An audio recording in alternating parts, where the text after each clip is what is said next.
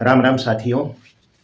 तो बहुत सी मेरी माताएं बहनें परेशान थी, पेंशन आईडी नहीं बन रही, सबमिट कंप्लीट पे अटके हुए हैं। तो उनके लिए सरकार ने एक सॉल्यूशन किया है, अभी बताता हूँ। उससे पहले जिन मेरी माताओं बहनों की पेंशन बन चुकी है और वो बार बार साइट पे चेक कर रही हैं, क्योंकि अब साइट चल चुकी है, और वो जब साइट पे चेक कर रही हैं तो यहाँ जब आप खोलते हो 2025-26 को क्लिक करके, तो यहाँ आपको नवंबर 2025 लिखा हुआ मिल रहा है, लेकिन आगे आपको सिर्फ बैंक का नाम मिलता है।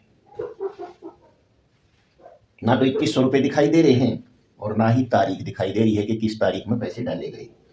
तो मैं आपको बता दूं, ये 2100 रुपये और तारीख, जो भी तारीख है, मान लीजिए 5 तारीख को आपके अकाउंट में डाले गए हैं, ये पैसा डलने के 15 दिन बाद साइट पर शो होगा।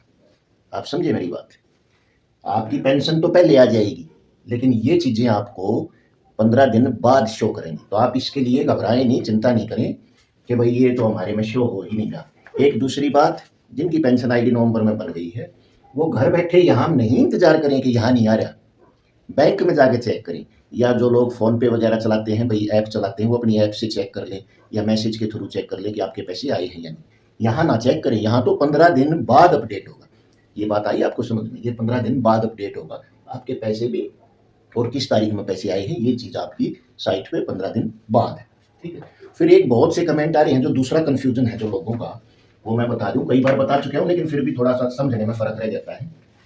जिन लोगों की पेंशन आईडी नवंबर में बनी है, अपडेटिंग की डेट नवंबर की है, चाहे 1 नवंबर की है, चाहे 15 नवंबर की है, चाहे 30 नवंबर की है, चाहे 20 नवंबर की है, जिनकी अपडेटिंग की डेट नवंबर की है, और जब आप फैमिली आईडी को चेक करते हैं और ऐसे ही लिखा मिलता है नवंबर 2025, तो उनकी एक ही पेंशन आएगी। वो कहते हैं कि हमारी एक तो आ गई, दूसरी नहीं आई। नहीं, आपकी दूसरी नहीं आएगी।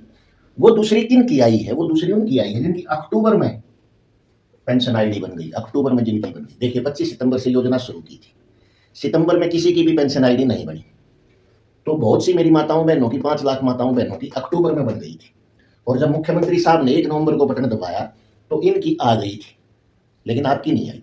फिर जो 2 लाख मेरी माताएं बहनें हैं, उनकी नवंबर में पेंशन आईडी बनी है, और जब अब मुख्यमंत्री साहब ने 3 दिसंबर को बटन दबाया तो अब उनकी नवंबर की आ गई। पेंशन 1 महीना पिछली आती है, तो आपकी अक्टूबर की नहीं आएगी, आपकी एक ही आनी थी, वो आपकी आ चुकी है।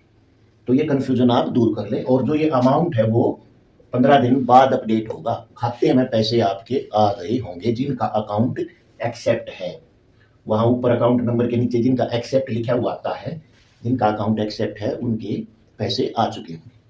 पीएफएमएस वालों की समस्या है या किसी का रिजेक्ट है, स्वीकृत है, तो कल मैंने आपको वीडियो में बताया था उनको पेंशन डिपार्टमेंट की साइट पे कैसे कंप्लेंट लगानी है। लेकिन जिनका सब कुछ ठीक है, वो कंप्लेंट मत लगाना, कहीं गलती हो जाए। अब मैंने शुरू में वीडियो की स्टार्टिंग में जो आपको बताया था कि भाई आपके लिए एक सोल्यूशन गवर्नमेंट ने निकाला, तो क्या था वो आपको बता दूं।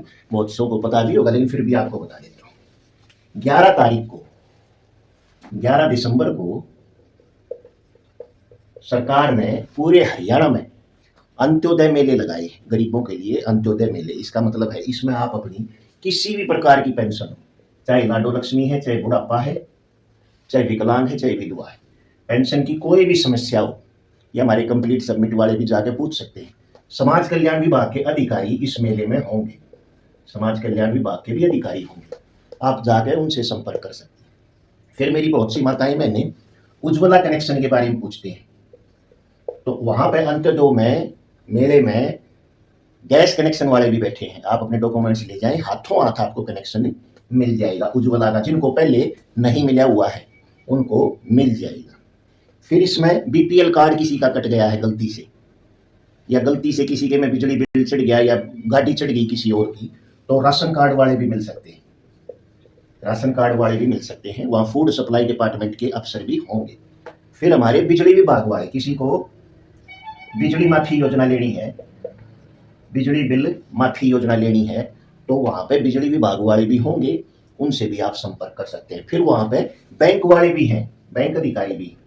कोई आपको डीबीटी वगैरह चेक कराना है, आपको कोई और समस्या है, तो बैंक के भी हैं। और फिर किसी को यदि लोन लेना है, जैसे हमारी जो हरियाणा सरकार ने स्कीमें निकाल रखी हैं, तो लोन वाले भी बैठे हैं वहां, आप लोन के बारे में भी पूछ सकते हैं। अब बहुत सी मेरी माताएं बहनें कहेंगी कि हमें क्या पता कहाँ लगा हुआ भेड़ा, तो मैं बताता हूँ आपको।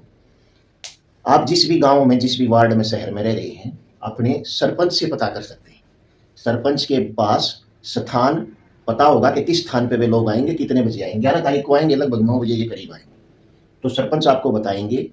सरपंच नहीं बताएंगे तो आंगनवाड़ी हेल्पर हैं जो, वो आपको बताएंगे। उनसे भी नहीं पूछ सकते तो आशा वर्कर है गांव में, उनकी ड्यूटी लगा रखी है, उनसे पूछ सकते हैं आप 11 तारीख को मेला कहाँ लगेगा, मेरे गांव के नज़दीक या गांव में ही लगेगा। फिर उसके बाद सीपीएलओ होता है गांव में, जो सीएससी वाला एक सीपीएलओ होता है, आप उससे भी पूछ सकते हैं कि 11 तारीख को मेला कहाँ लगेगा, गांव में लगेगा या नज़दीकी गांव में लगेगा या शहर में लगेगा। आप वहां जाकर अपनी समस्या का समाधान करवा सकते हैं। ये आपके लिए बड़ा ही सुनहरा अवसर है और इस मेले में आपका 1 रुपया नहीं लगेगा, किसी का कोई रुपया नहीं लगेगा, सारी सुविधाएं फ्री हैं। तो अपना इस मेले का आप लोगों को फायदा जरूर उठाना है। याद रखें 11 तारीख को आपने अपनी जो भी समस्या है अपने डॉक्यूमेंट्स लेकर जरूर पहुंच जाएं। तकरीबन सभी महकमों के डिपार्टमेंट के अधिकारी वहां मौजूद होंगे। और फिर भी आपको कोई समस्या आ रही है तो आप मुझे कमेंट करें, मैं आपके कमेंट का जवाब जरूर दूंगा। तो सभी मेरी माताओं, बहनों, भाइयों को, सभी को हाथ जोड़कर राम राम। जय हिंद, जय भारत।